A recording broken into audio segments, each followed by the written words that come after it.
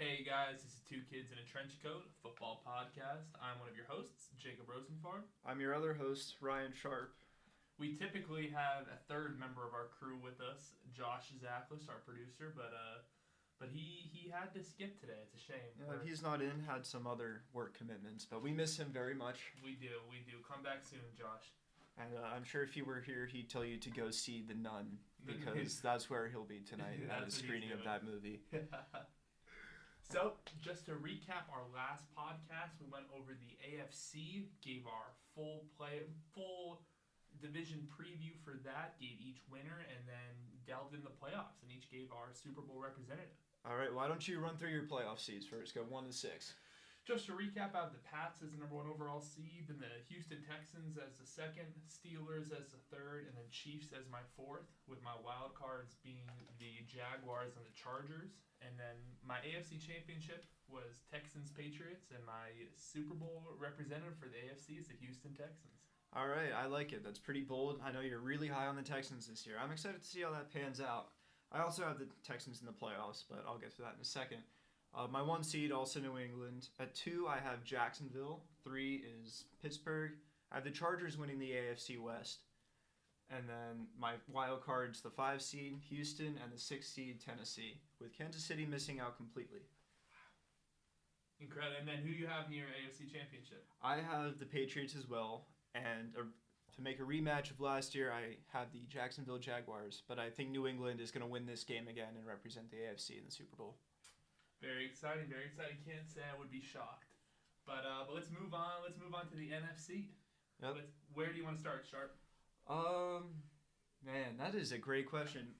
Let's start one of the more exciting divisions, and perhaps the best division in football, the NFC North. I like it. I think you could have said 2 divisions in the NFC for in the running for best division in football. But yeah, let's start with the NFC North. Who do you have winning? I have the Minnesota Vikings winning this division. I think their defense is strong enough and Kirk Cousins is capable of utilizing his offensive weapons that they squeak out an extra win that the Packers don't get. So what do you have the finishing final record was? 11-5. 11-5. Okay. Cool. So I also have the Vikings finishing 11-5. But in my predictions, that is not good enough to win the division. I have the Green Bay Packers finishing 13-3 and winning the division. Well, once you get to double-digit wins, I feel like there's a huge difference between 10 and 13, and that's where I have the Packers at right now. I have them at 10-6. I think that this year it's going to take a little while for Aaron Rodgers to heat up coming off of the injury, and we've seen it historically. The Packers don't get off the hot starts, and then they go on tears after Week 8 and deep into the playoffs. So I think that's what will happen this year with Green Bay. They'll lose a couple extra games at the beginning of the season that Minnesota would otherwise hang on to, and that'll cost them the division later in the year. But I have some, how do I word this? I think the Packers will be just fine. Yeah, I would be. Relax. Yeah, RELAX. As Aaron Rodgers so eloquently put it. Here's my thing about the Packers. I can definitely get behind the idea that they'll start slow, but knowing everything we know about Aaron Rodgers, this talk about the Vikings this whole offseason feels like they've been the team of the offseason. They, signed Diggs to that massive extension, went and got Cousins. They've been the talk of the town. And then the Bears go and get Khalil Mack just a couple days ago. Nobody's talking about the Packers. And I have to think that just pisses Aaron Rodgers off. He is just stewing somewhere, just waiting for the season to start. And I think he's going to unleash holy hell. I think he's going to be incredible. Yep. I don't disagree with that. I just think it's going to happen after Week 8. I gotcha. I think from the jump he's going to be phenomenal. I think Devonta Adams is going to have a great year. I think the signing of Jimmy Graham is real nice. And I like that defense. I like the pieces they have. I think Mike Daniels is an elite defensive tackle. I think they have some pieces that can, you don't need a lockdown defense when you have Aaron Rodgers on the other side. Like, as long as you keep him under 30, you have a good chance. Moving on to a team you touched on a little bit just a second ago, the Chicago Bears. What do you expect to see out of them this season? I think everyone's looking for that improvement. I think, yeah, improvement makes a lot of sense. I've seen some real hot, Bears division champ takes. I don't know if I'm that crazy on them. I think they're going to be real solid. I have them going 6-10. How about you? I have them going 8-8. I think 8-8 is a Wow. successful season for the Bears. That's a very successful season. Very successful. So tell me, 8-8. I think that strong defense is going to be good. I really love the pairing of Roquan Smith and Khalil Mack. Oh, that's going to be incredible. To me, that'll be the difference maker to get them to 500. And I think Mitchell Trubisky is going to be better than last year. He seems like one of those quarterbacks that'll get better as time moves on. He's not going to show any flashes of eliteness quite yet, but he'll definitely be better than he was last year. I can definitely get behind that. I really believe in Matt Nagy. I think, disciple of Andy Reid. I think he's going to put the perfect schemes in place. I'm not positive Trubisky is an elite. I'm actually positive he's not right now, not an elite level quarterback. But they've surrounded him with elite level weapons. I think Allen Robinson's going to be fantastic. I think Anthony Miller, a kid they drafted like the 5th or 6th, I'm not sure, pretty late.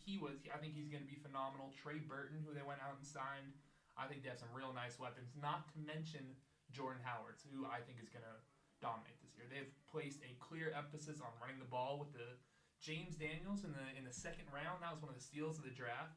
You're gonna have him, Cody Whitehair, and Kyle Long as your guard and combo trio. That's gonna be phenomenal. I think the middle of the field is gonna be wide open for Jordan Howard.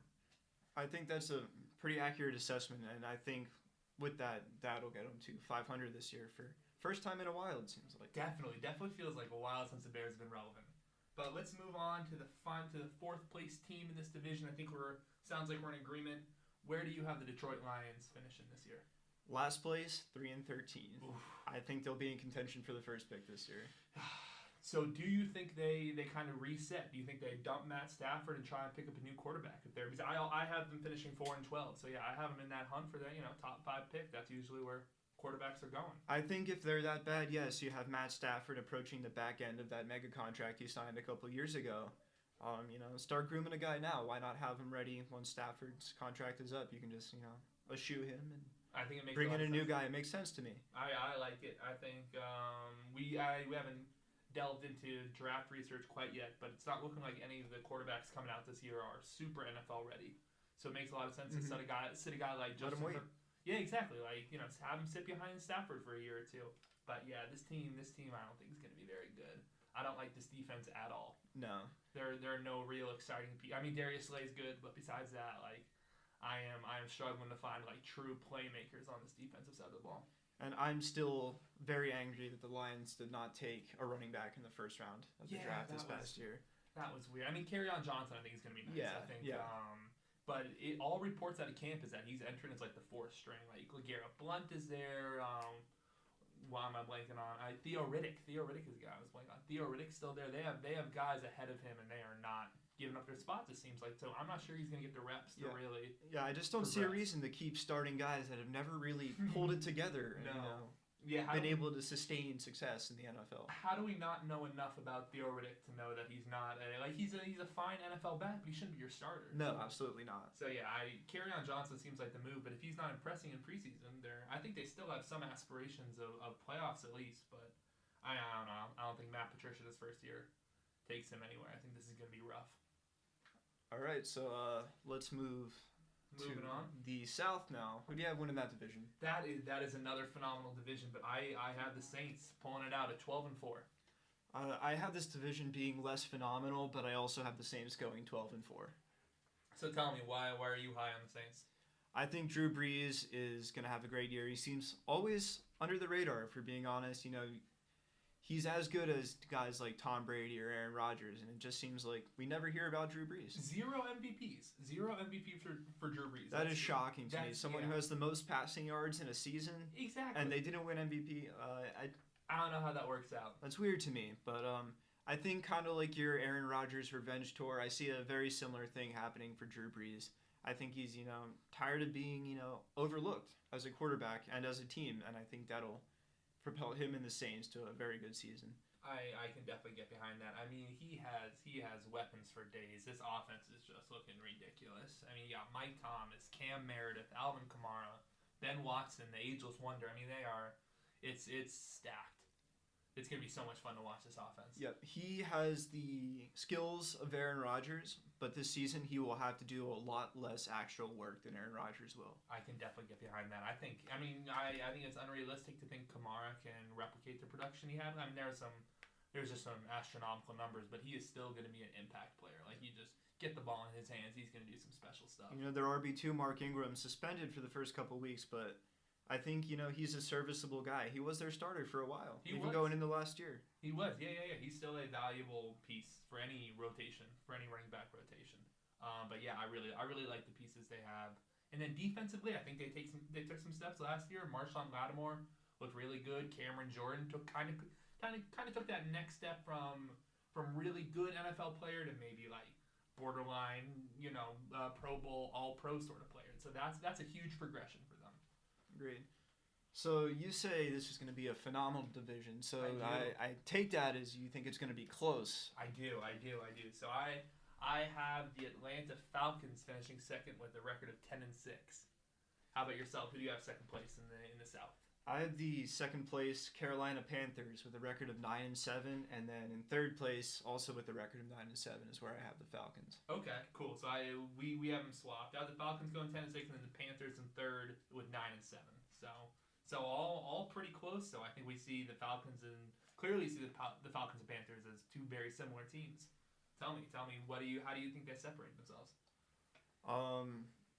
Well, I think Matt Ryan is, a very good quarterback, and he has Julio Jones to throw the ball to. I don't know how much that gets done or accomplished in the NFC South this year, though. You have 6 games going against the Saints, and then, the Panthers, they can beat you on offense and defense if everyone's healthy. Oh, yeah. And I think in a lot of ways, the Panthers also have a very similar offense to the Falcons. You have more of a running threat in Cam Newton. I think he might be a little bit better of a quarterback, but then he doesn't have the weapons that Matt Ryan has, and I think that kind of levels out the playing field in terms of how strong these offenses truly are. I can definitely get behind that for sure. I'm excited to see DJ Moore, though. Me too. That'll be fun. He's going to be, I think if he could turn into a Julio Jones, then Panthers might prove me wrong. That's a take. DJ Moore is the next Julio, but I didn't say he was. I said if he could be. If he could be.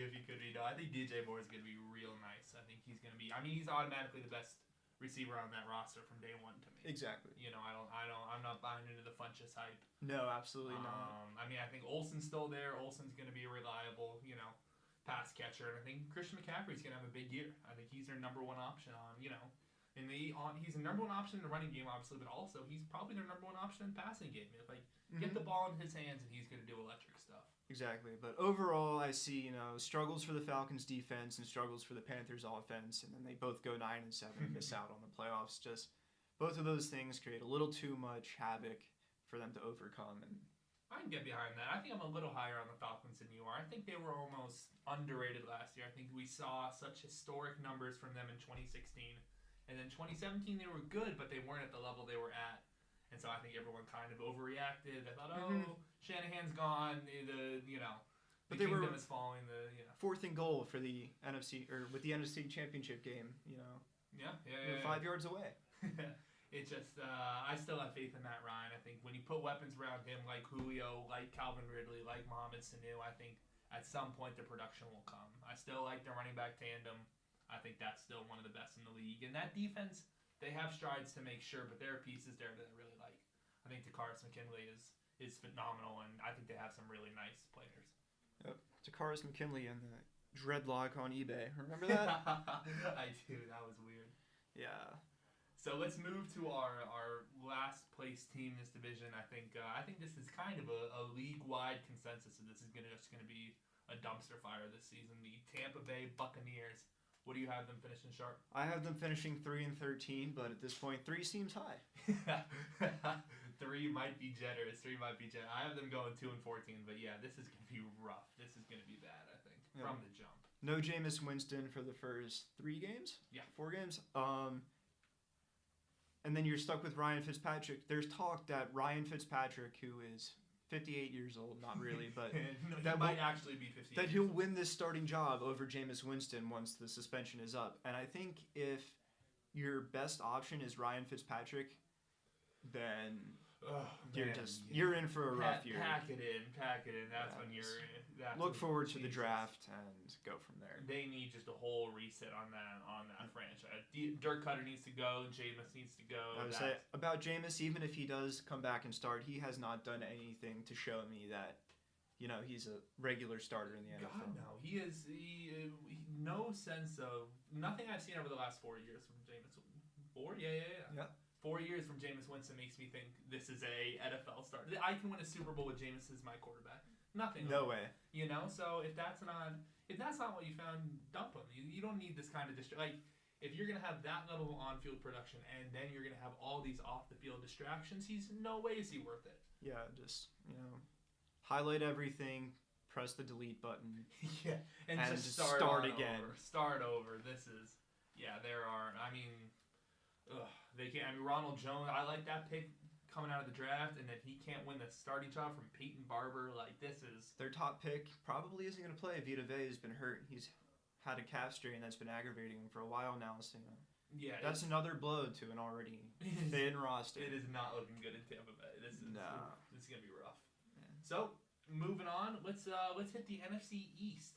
Home of the reigning Super Bowl champion Philadelphia Eagles. I'm sure Josh would love to talk about that. Exactly. This is why we miss Josh right now. Here. We need his Eagles spiel, but no, nothing from Josh. It's okay. We have you, Ryan. Tell me, where do you have the Eagles finishing this year? 13-3, top of the division. Okay. Tell me what's no Super Bowl hangover, no regression from the champs.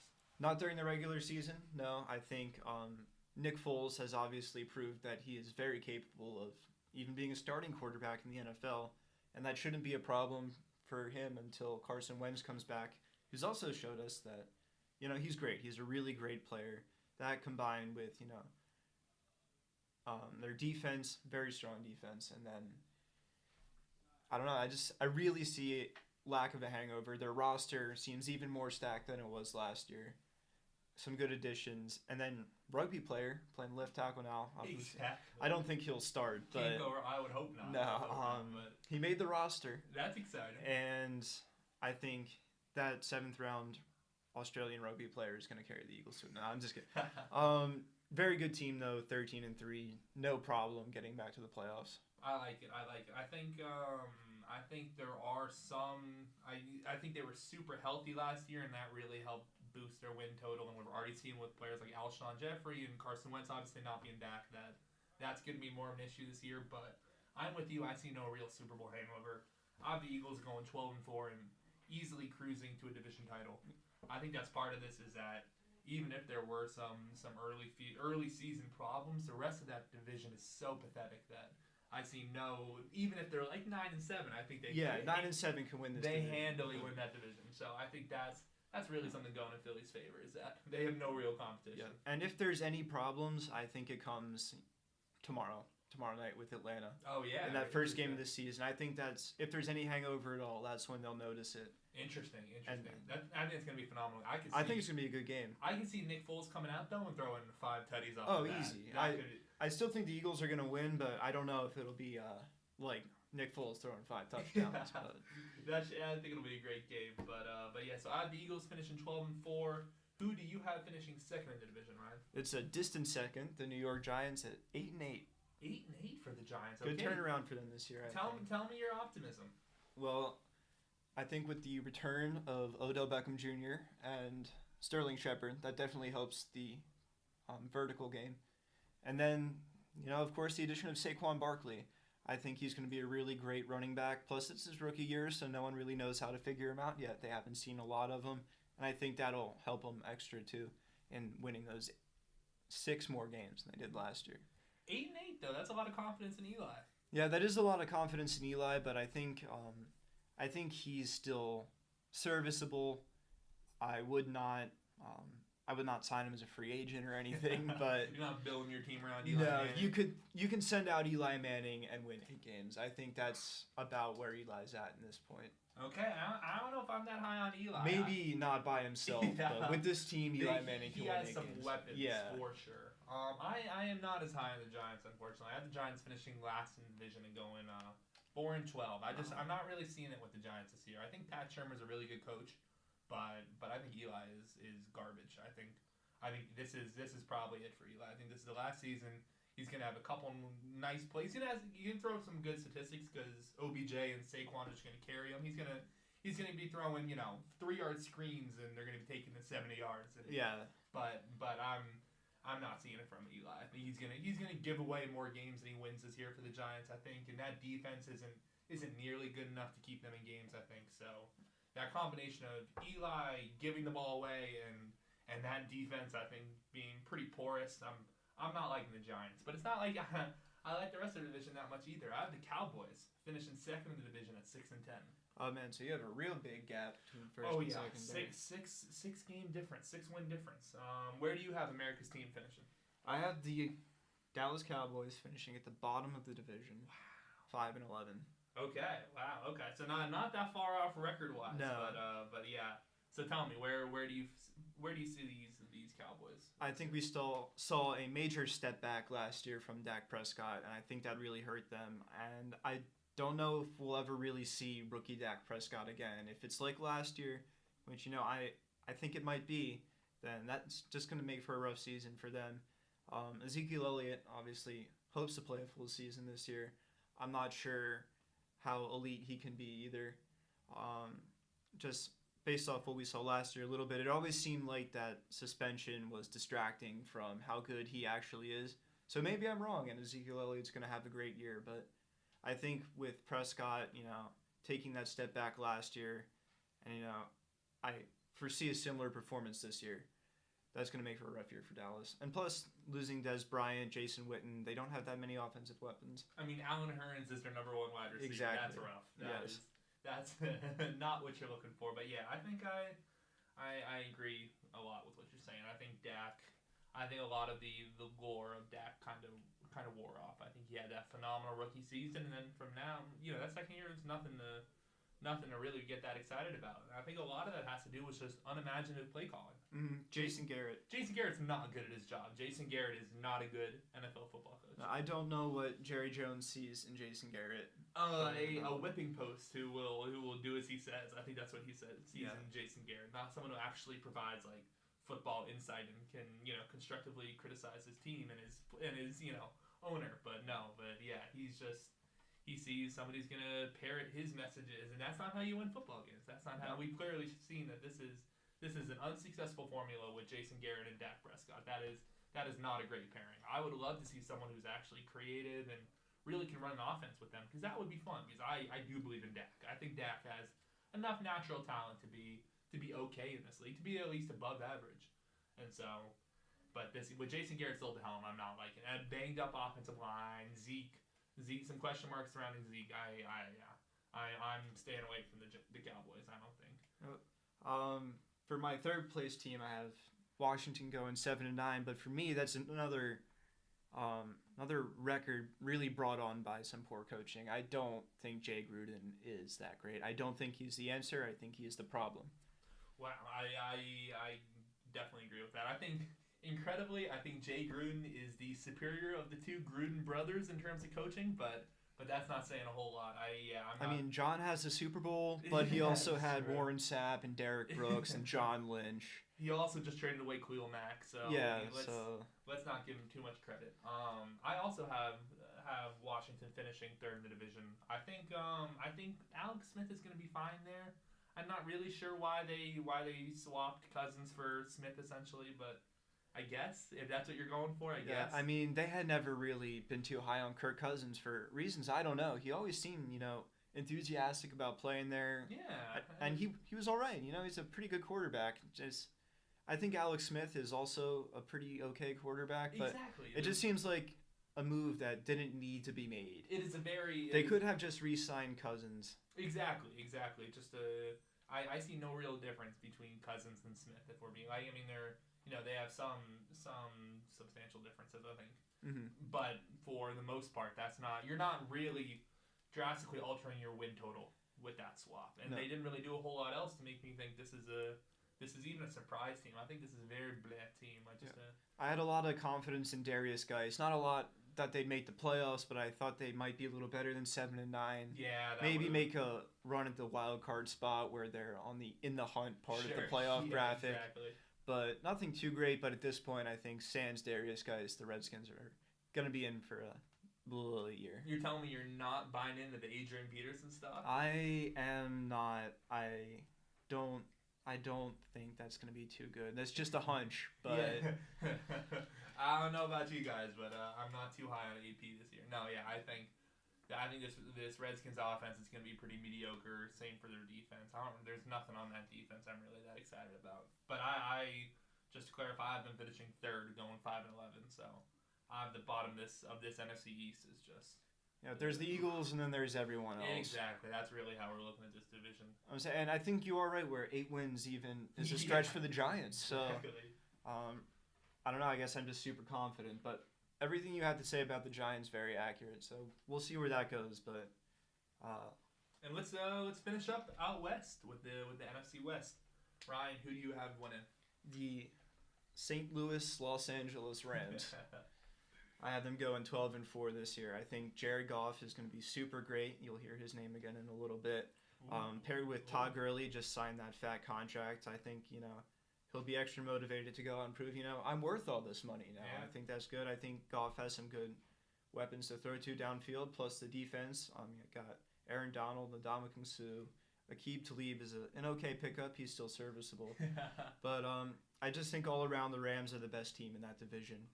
Me too. I really like that. I think the Rams kind of run away, or not run away with this one, but pretty confidently control this. I have them winning division as well and going 11-5. I'm a little worried that all these new pieces are going to need time to gel.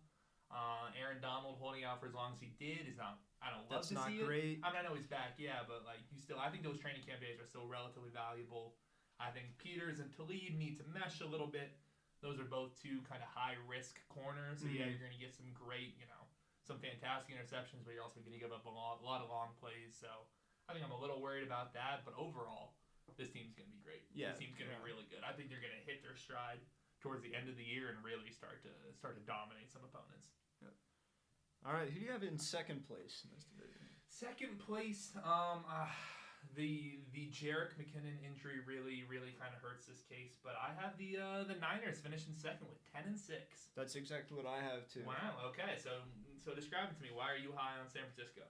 I'm very high on Jimmy Garoppolo in San Francisco. I think Jimmy G is the guy that gets the Niners 10 wins. I wasn't too high on Jerick McKinnon to start with, if we're being honest. I think he's good. I don't think he's anything special. They'll definitely miss him. Yeah. But I think Jimmy Garoppolo is good enough to, kind of lead this team in a direction to win, close to 10 games or 10 games. I think the argument for the Niners staying relevant even without McKinnon is that you can get 80% of that value with Matt Breida. Exactly. You can find pieces to kind of get that scat back, get that, three down sort of versatile running back. I think you can kind of fill those holes what they're going to do with Alfred Morris and Matt Breida. So we'll see how that works. But I think a vote for the Niners is a vote for Kyle Shanahan. Exactly. I think if you believe like I do that he is a football genius, that he just really has his game figured out at a different level, then I think you got to buy into this Niners team. I think they have the pieces on the offensive side of the ball. I think Marquise Goodwin's going to be fantastic. Pierre Garçon's still something. And Jimmy Jesus, I think he's going to be stellar. This team is on the verge of being elite again, when Harbaugh was there. Real quick. Yeah. Not this year. I think there's still going to be a couple things to work out, but still 10-6. That's a pretty good season. Man. Exactly. I like their on the other side of the ball as well. I like their pieces on the defensive side. I think they have enough playmakers. I think why am I blanking on is the linebacker out of Alabama who is there's Reuben Foster. Reuben Foster is the name I'm looking for. I think he's kind of special. Off the field, I'm a little worried. I'm a little worried pushing my chips in the middle for Reuben Foster, but on the field he looks special. Yeah, he's very good. Yeah, so I think he has a talent to kind of anchor that defense. All right, the team I have finishing in third place in this division, the Seattle Seahawks. I have them going 8-8. I think they're on their way out. What do you think? I wholeheartedly agree with that. I actually have a little more pessimistic. I have the Seahawks going 6-10. Oh, really? I think this kind of falls apart for the Seahawks. We saw Earl Thomas report today, but like we just said with Aaron Donald, I have to believe those training camp moments mean something. So that's not a great sign. Yes, he's still there, and yes, Bobby Wagner's still there, but after that defense is nothing what it used to be. We failed to even acknowledge that Richard Sherman is playing for the 49ers now. We did. We kind of glossed over that. I can't believe we did that. Kind of glossed over that one. Yeah, that's a huge signing for the Niners and a huge loss for the Seahawks. Exactly. I think Russell Wilson is top 10, maybe even a top 5 quarterback still. It's just when you're that thin the rest of the way around, there's only so much you can do. And I think the most one quarterback can win by himself feels. I have a couple picks like this, but I think 8-8 is about as good as they'll get. I could see them being worse. Yeah. 8's definitely the pinnacle for the Seahawks. That's their ceiling. But yeah, I think they're just about done. Yeah, it was a fantastic dynasty. It was a great run. It was a good run. But it's not looking great. That offensive line is still shaky. I mean, yeah, Dwayne Brown is nice and J.R. Sweezy are both good pickups, but that line is still probably bottom 5, bottom 10 in the league. And so we don't want Russell Wilson running for his life the entire. That's just not good football. I mean, he's capable of it, I think. Exactly. He's really good at it, but obviously that's not what you want to see. That's not how you win a bunch of games. Here's my question for you, Ryan. Could you see Pete Carroll fired during the season? Would that shock you? During the season? That would shock me, yes. Okay. I think Pete Carroll has done enough as the coach of the Seahawks that he has earned the right to finish a season even if it's bad. Okay. I guess that's fair. I guess that's true. Here's the thing, though. I think Pete Carroll might be on his way out. I think this might be Pete Carroll's final season in Seattle. If it's his final season, I would be less shocked. But if he's fired during the year, I really don't see that happening. I think they trust him enough to at least finish out a bad season. I guess, but I don't know. Man, things are looking rough in Seattle. It's not looking good, I think. I mean, this would be a very Seahawks way of just everyone's down on them and then they turn around and go 11-5, but I'm not sure. I'm not really seeing it. No, I don't see it either. So, rounding out the division, I think we both have the Arizona Cardinals. And where do you have them finishing? I have them going 7-9 this year. 7-9, wow! Yeah. I thought I was bold with 5-11. Oh, really? Tell me, 7-9 for the Cardinals. Honestly, I'm just working off a hunch. They've seemed to be floating around in that 7-8-1, 8-8 state for a couple of years now, and I just don't see that changing. And that's pretty much what led me to this prediction. I don't think Sam Bradford is too much of an improvement over Drew Stanton or Carson Palmer or whoever's playing quarterback for the Cardinals at this point. That's the cruelest thing anybody's ever said about Sam Bradford is he's not that big of an improvement over Drew Stanton. That's rough. That's a rough call, but I don't think you're incorrect either. Yeah, I mean he's almost a lock to get injured. Yeah, exactly. And then you're throwing Josh Rosen into this. Actually, there's someone between them. Who is behind Sam Bradford? You should know this. You shouldn't know this, but Josh Rosen is listed 3rd on the depth chart, so that means there's not a lot of confidence in him either yet. Really? So, Wait, who is listed 2nd on the depth chart? Let's give this a Google. Okay, we'll Google live on the podcast as I explain why I think the Cardinals are going 5-11. I do not share the optimism here, Sharp. I think 5-11 might be even a little too bold. I think David Johnson's gonna have a huge year. I think he bounces back in a real strong way. But besides that, I'm not really liking what they have on the offensive end. I think Christian Kirk was a solid pickup, but I don't know. He's kind of in that group of rookie receivers who in that not bottom tier, but that second tier of rookie receivers who could pop off, but I'm not expecting huge things from him. Besides that, not a whole lot of weapons for whoever's under center to work with. So I lied to all of you. Factual error. Factual error. Mike Glennon is that other quarterback. Mike Glennon. Chicago Bears legend Mike Glennon. He is now listed 3rd on the depth chart, and Rosen has moved up to number 2. So Ryan, over under 5.5 games that Rosen plays this year. I'm going to take the over. You're going to take the over because I do not trust Sam Bradford's health at all. Interesting. So you're kind of relying on Bradford going out relatively early and then Rosen taking over and doing well from the jump. At first, yeah.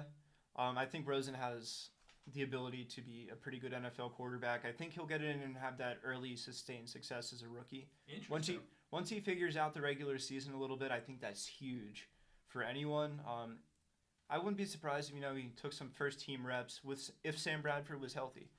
Nothing to signal a change without an injured Sam Bradford, but I definitely think keeping Josh Rosen up to par with the ones, that's something they should do because I think they're going to need him at some point this year. I can definitely get behind that. Just looking at their schedule, I'm not sure. I don't know if there's any real easy games to throw them in there, but man, yeah, it's gonna be an interesting slate for Sam Bradford. I think there's almost a guarantee that he gets injured and Rosen sees some time, and I think just how he progresses will kind of be the story of this Cardinal season. Mm-hmm. I mean, they've been mediocre for 2 years, and like I said, I don't see that changing yet. I don't think Rosen has reached that point, and I don't think Bradford will ever. I can get behind that. I don't know though. I wouldn't. It would not shock me to see Rosen ball out. It would equally surprise me to see Rosen ball out as it would for him to really struggle. Mm-hmm. I think there's a small chance of either and a very good chance he's mediocre from the jump. He sees some things, he makes some of those throws, but as a rookie, I'm not sure if he has the arm strength yet or really the decision making to lead a mediocre squad to the playoffs. So yeah. I think no playoffs for sure. No, I think we can all get behind that. I think a lot of my predictions are on the generous end of things. I don't know. I highball teams a lot, so. Well, it's always good to be optimistic. Yeah, everyone loves an optimist. So moving on. Let's. I think that's got all the divisions down. Let's work out these playoff seeds. So who is your number one overall seed in the NFC? For the second straight year, I have the Eagles being that 1 seed at 13-3. Very nice, very nice. Okay, let's just run it down. Yeah, 1 through 6.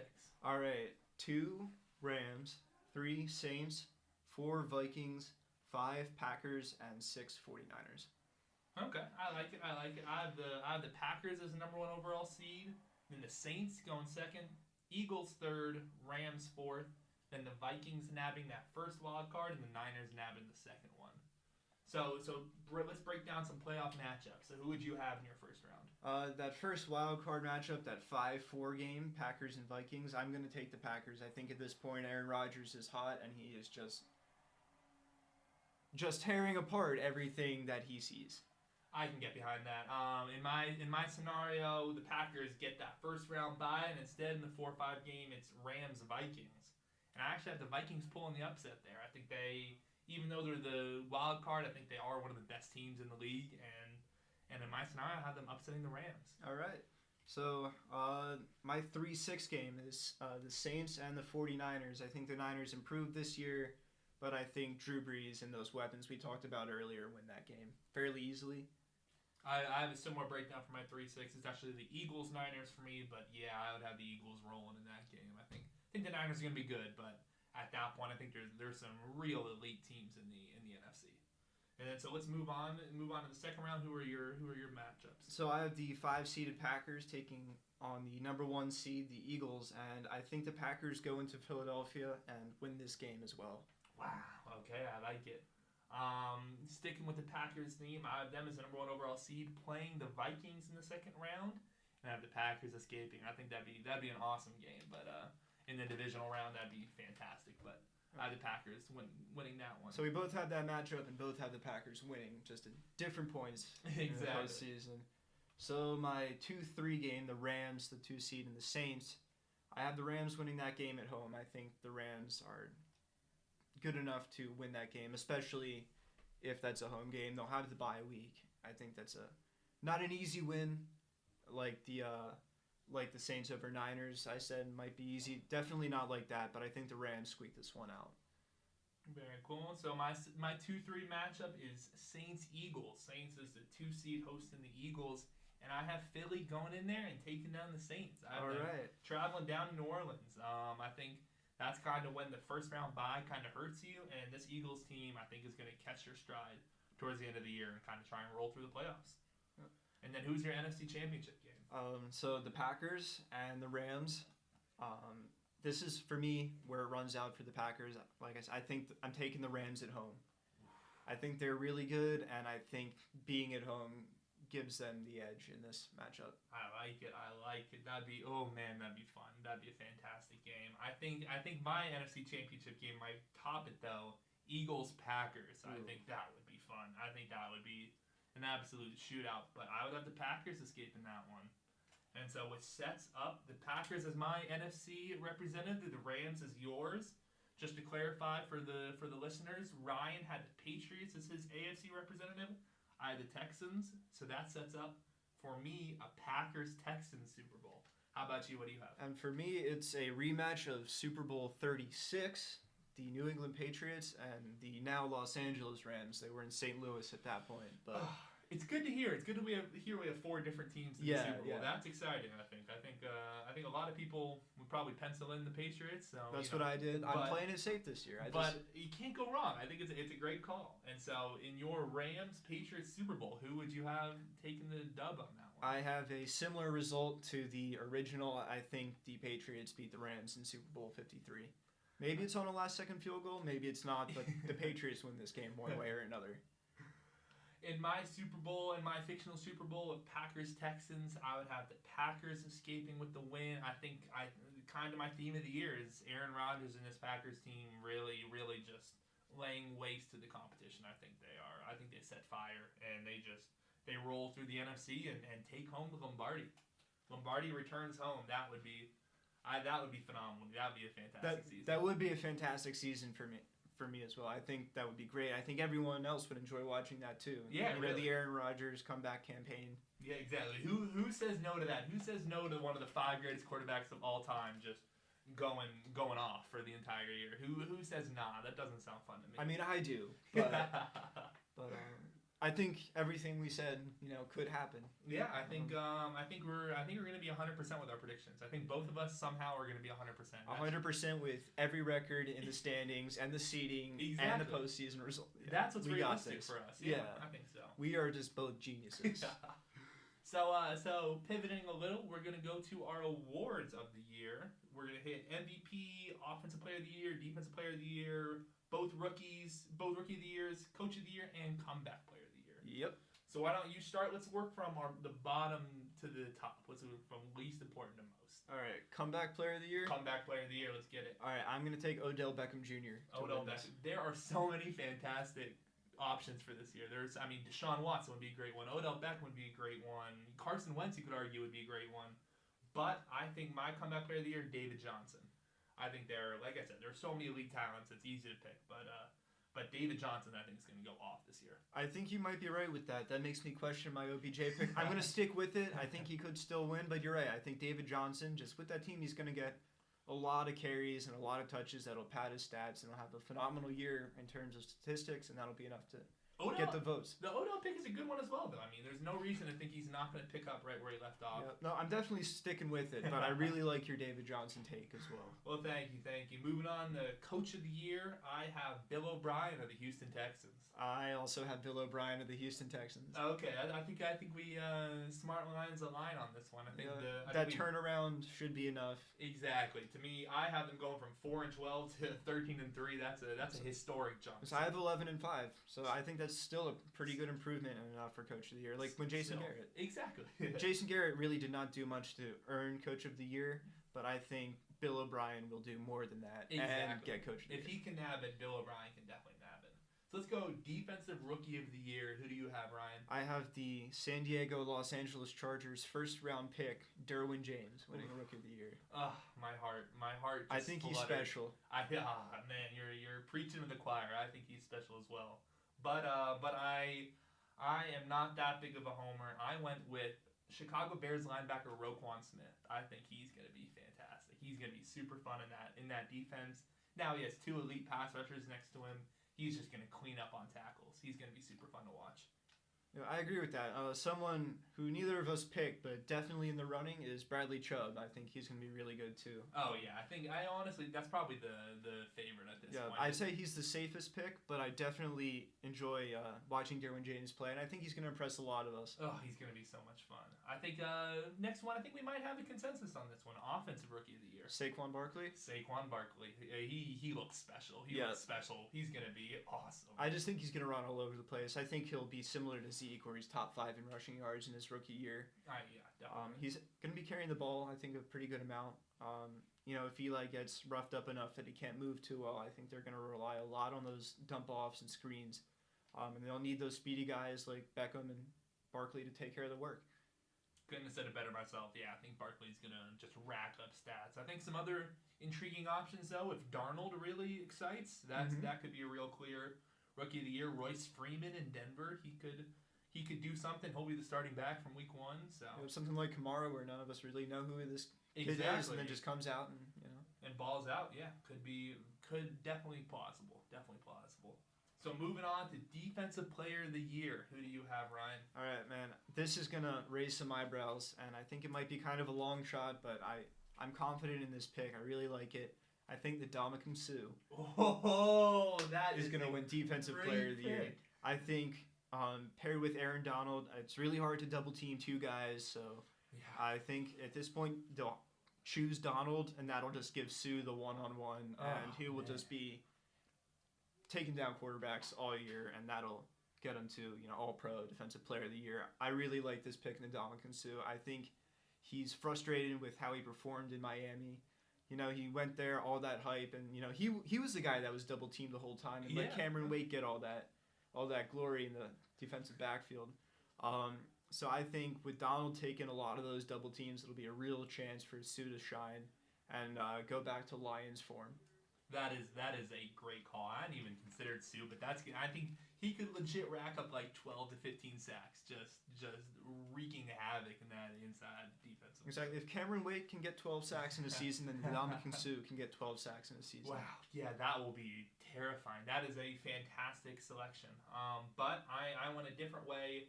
I think this is a player who's really going to break out this season, really going to put up some gaudy numbers, and that's Joey Bosa. I think next to Melvin, or opposite Melvin Ingram, I think there's nobody you can really focus similar to your Suh and Donald take. I think there's just going to be too much there, and I think Bosa's going to rack up sacks. I think he has his combination of size and speed and just jump off the line is phenomenal. He's super fun to watch. He's a great pass rusher, and I could see him racking up 17, 18, 19 sacks this year. I think this could be an awesome year for Joey Bosa. All right, well, two LA guys. We'll see which one takes it, if any of them. If any of them. Moving on to Offensive Player of the Year, typically viewed as kind of the MVP runner-up to a certain extent. I have Deshaun Watson. I do too. Okay, cool. Good to hear. Tell me why. I think he is going to really be the backbone of this Texans team. I think he's going to be great with his legs too. I expect to see a lot of Deshaun Watson on the ground this year, but I expect to see it in a manner that is pass first for sure. I just think his ability to make that read or check it down, go through all the possible passing options, and then if there's nothing there, he's just so good at running the ball that it's not like, oh man, he runs every play, this guy's going to get himself, seriously injured. It's just he does it when he has to, but then he's just really good at it. he's just phenomenal. Yeah, this Texans offense is going to be scary, I think. I mean, that offensive line is terrible, and that is my greatest fear with Watson is that line just destroying him. But he dominated with that line last year. I mean, in his last 5 starts, they averaged 40 points. I mean, that's nutty. He's going to be so much his fun. Mobility alone is enough. Exactly. I think he not a lock, but I think he's definitely a very early front runner. I mean, he gets the ball out quick enough, and he has the arm strength to kind of negate that offensive line. I think those weapons are great. I think Watson puts up ridiculous numbers this year. I mean, and it's hard to get sacked when you're moving around in the pocket. Exactly. And outside of the pocket. So I think Deshaun Watson is just fine. I think he'll be okay. And let's move on to MVP. Who do you have taking it home this year? I think it's going to be Jared Goff. I'm going to keep with the MVP losing the Super Bowl as well. I expect a breakout year from Jared Goff, similar to what we saw from Carson Wentz last year. I'm fairly confident that if Wentz had stayed healthy and finished out those last 3 games of the season, he would have won MVP. And that's what I see in Jared Goff. I see a very similar year to last year's Carson Wentz. And then, if he stays healthy, he wins the MVP like Wentz should have. I like that. I really like that take. I think, to touch on a point you just said, I think Wentz definitely should have won the MVP last year. It's kind of crazy that we're just like, oh, he only played 14 games, so he's immediately disqualified from the MVP conversation. Like, the Eagles are definitely not what they are without Carson Wentz. You cannot tell me otherwise. Okay, but they also won a Super Bowl without Carson Wentz. Yeah, exactly. That's the thing. So on one hand, that is the argument for not having Wentz as MVP, but on the other hand, you have to reward that type of production. Exactly.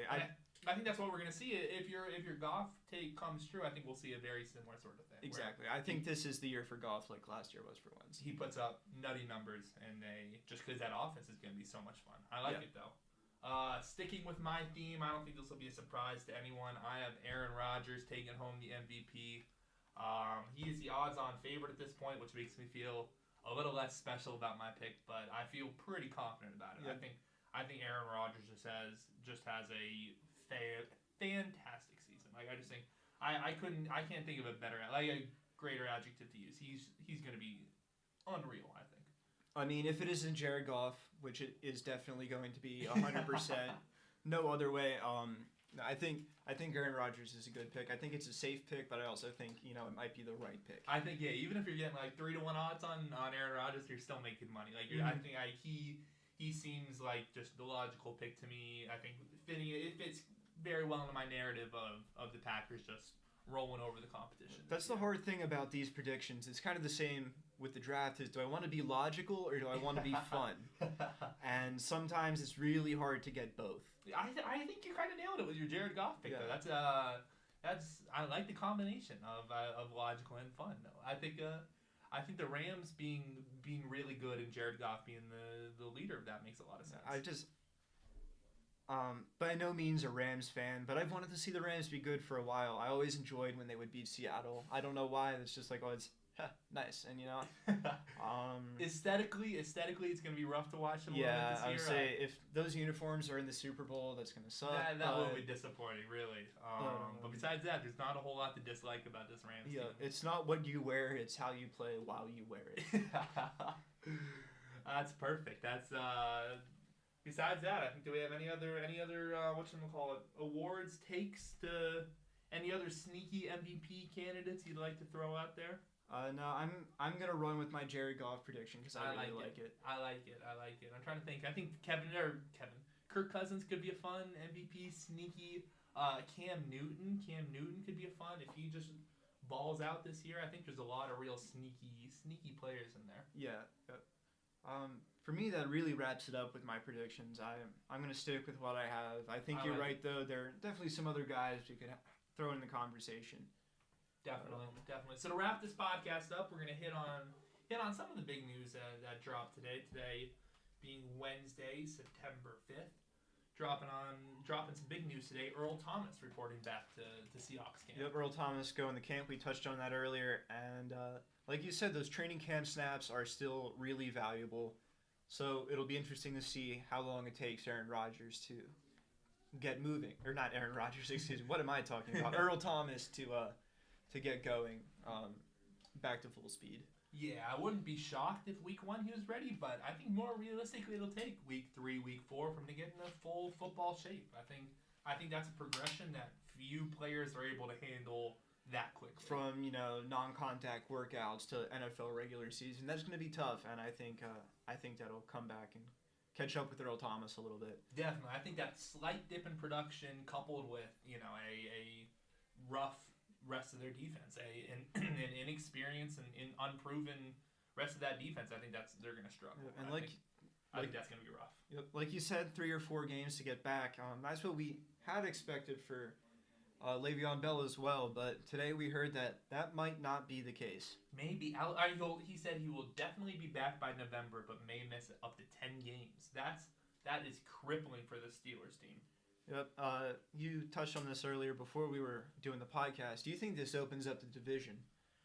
I mean, in theory, I want to think it does, but I am just not high on the rest of that division. That's the problem with me. Cincinnati's getting some sleeper buzz. I don't really see it. I don't see that at all. If they had maybe moved away from Marvin Lewis, possibly, but that's going to be their Achilles heel. Like he is going to snatch victory, or he's going to snatch defeat from the jaws of victory. Yeah, this is one of those years at this point for the AFC North where 8 wins could win this division. Man, it's going to be ugly. But does anyone besides the Steelers have the ability to win 8 games? See, that's the thing. I think Flacco and the Ravens could muster up 8 wins. I think like you said, I think the ceiling for kind of the inverse of your good quarterback, bad team. I think this is a good team, bad quarterback. And I think kind of your cap might be 8-9 wins. But that might be all they need to take this division. I'm sticking with the Steelers. I think if they were to be the team that wins 9 games or 8 games and walks away with the division, it's going to be them. But I don't see anyone else even reaching that 8-win mark. I think the Steelers might be able to muster 10 wins. I had them at 11 before this news. I think it's looking like 9 to 10 right now, but that should still place them in the playoffs incredibly. So I had them at 10, and I think 9 wins seems more realistic at this point. But once again, that still wins this division. They could go 7 and 9 if I'm right and still win this division. This is gonna be because brutal. I am right, absolutely. 100% of the time. 100% of the time. So yeah, I think this AFC North might be real bad. Man, I'm not excited for AFC North football. If I'm gonna be honest, I think the Browns are the most enticing in that division. Everything else, I'm not that hyped to see. Yeah, I'm excited to watch the Browns, but we think they've bottomed out. Can they get any worse? Can they get worse? That is the question. Can you get worse after 0-16 season? We all want to see them be better, and that's what intrigues me about the Browns. But in terms of performance on the field, I don't think they'll be contenders. Yeah, I don't know. Even if the AFC North is pathetic as we predict, I don't think they're in the hunt. But who knows? Crazier things have happened, Sharp. That is true. The Dolphins were 1-4 in 2016, won 10 games, made the playoffs. Yeah, wow. But, still can't believe that one. I will definitely talk about that for a long time because I think that's all I'll have for a long time. Just like I'll keep talking about Kenny Stills dropping that pass in the wide open field. Not that you're salty. Not that you... No, not that I'm mad about that. That they would have been the 5 seed and played the Texans in the first round. No, not bad. I don't think about that at all. It definitely does not keep me awake at night. Well, good. As long as we've clarified that, I think that about does it for this episode of Two Kids in a Trench Coat. I concur. Have a good one, folks.